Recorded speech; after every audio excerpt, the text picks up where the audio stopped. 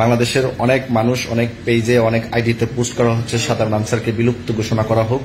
আসসালামু আলাইকুম দর্শক, আজকে আপনাদেরকে আমি যে দুটি ভিডিও প্রমাণ সহকারে দেখাবো তা দেখলে আপনারা সত্যি রীতিমতো অবাক হয়ে যাবেন।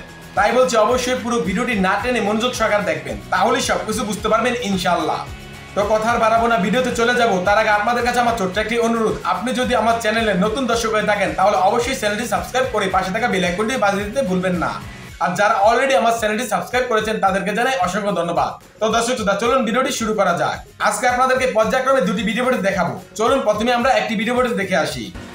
পুলিশ বাহিনী এই ছাত্রদের আন্দোলনে টুপে পড়ে সারা বাংলাদেশের মানুষ যেরকম পুলিশকে অবাঞ্ছিত করতে চেয়েছিল, পোশাক পরিবর্তন করতে চেয়েছিল, মাথার শের পরিবর্তন করতে চেয়েছে, পুলিশের আচরণ চেঞ্জ করতে বলেছে, সব মিলিয়ে পুলিশরা ভয়ে এবং আতঙ্ক ছিল। ধন্যবাদ সবাইকে। তো আশা করছি আপনারা পুরো ভিডিও ফুটেজটি মনোযোগ সহকারে দেখেছেন এবং সেখানে কি বলা আছে তাও বুঝতে পেরেছেন। এই বিষয় নিয়ে যদি আপনাদের কোনো মতামত থাকে তাহলে অবশ্যই তা কমেন্ট করে জানাতে পারেন। এখন চলুন আমরা আরো একটি ভিডিও ফুটেজ দেখে আসি। কখন নির্বাচন হবে সেটা সম্পূর্ণ রাজনৈতিক সিদ্ধান্ত, আমাদের সিদ্ধান্ত নয়। দেশবাসীকে ঠিক করতে হবে আপনারা কখন আমাদেরকে ছেড়ে দেবেন।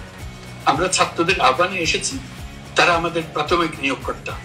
আশা করছি আপনারা এই ভিডিও ফুটেজটি মনোযোগ সহকারে দেখেছেন এবং এখানে কি বলা হয়েছে তাও বুঝতে পেরেছেন। এই বিষয় নিয়ে যদি আপনাদের কোনো মতামত থাকে তাহলে অবশ্যই তা কমেন্ট করে জানাতে পারেন। ভিডিওটি এ পর্যন্তই, দেখা হচ্ছে পরবর্তী ভিডিওতে। সে পর্যন্ত সবাই ভালো থাকবেন, সুস্থ থাকবেন। আল্লাহ হাফেজ।